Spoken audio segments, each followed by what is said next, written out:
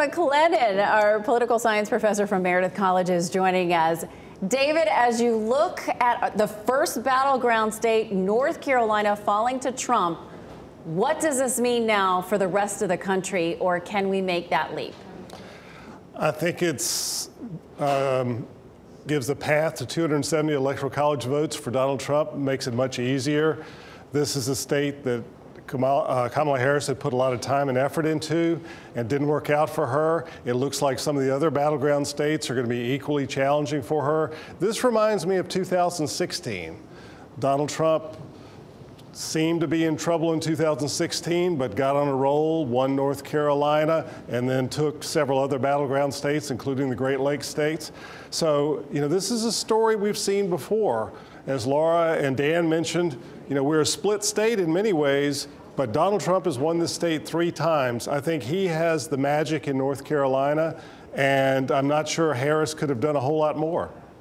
David, Kamala Harris had far and away the much bigger ground game. I mean, they were knocking on 2,000 doors per minute across the country. Was that oversold as being an advantage for her in this state?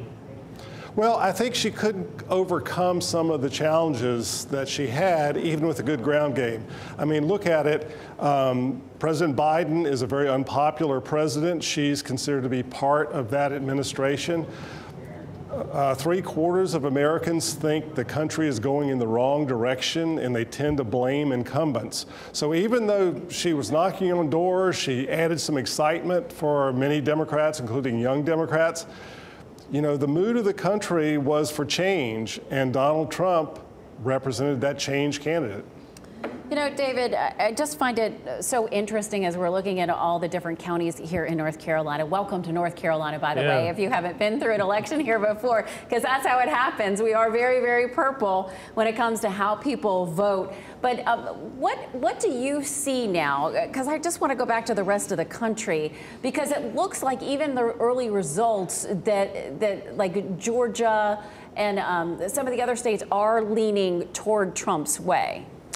I think if you just look at the North Carolina map, the Georgia map, and some of the other maps, Democrats put a lot of faith in big urban areas. They want to get, as Laura said, 70% of the votes out of places like Raleigh and Charlotte. But the problem is that North Carolina is still a very rural state. And so you look at all the areas of red on the map that you were just showing, and those are places that Democrats used to win in North Carolina.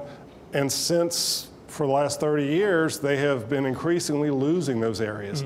So I think the story for North Carolina, Georgia, even Pennsylvania is we've become so polarized that Democrats have focused entirely on urban areas and need to find some way to make some headway into rural areas. Do you think it's the candidate or just the demographics of this state?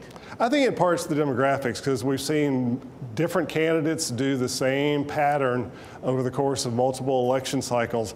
Joe Biden had a better year than Hillary Clinton did in 2016, or it looks like Harris is having in 2024, but that could have also been due to a number of other factors, the pandemic and other things. I think Democrats have got a big challenge facing them for 2028 and beyond. First of all, choosing a good candidate that can appeal to rural areas, but finding some way to make their issues and their message appeal there as well.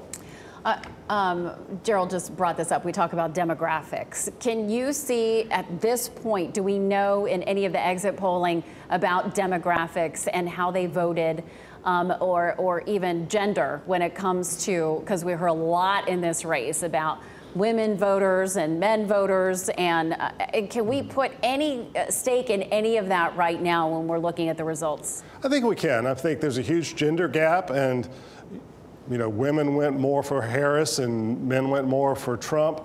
But I think there's some other demographic factors. It looks like from exit poll data that Donald Trump made some headway with Hispanic males and black males.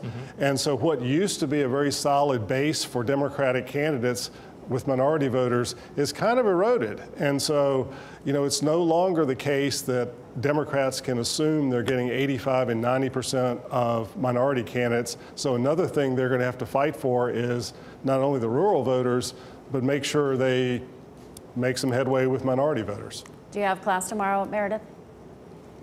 I do. Okay, that doesn't mean the topic I of think I'll conversation. make that, and we'll be talking about this as well. I know you will. All right. David, thank you so much for your expertise. We appreciate you being here. Thank you. Thank both. you, David. I want to go to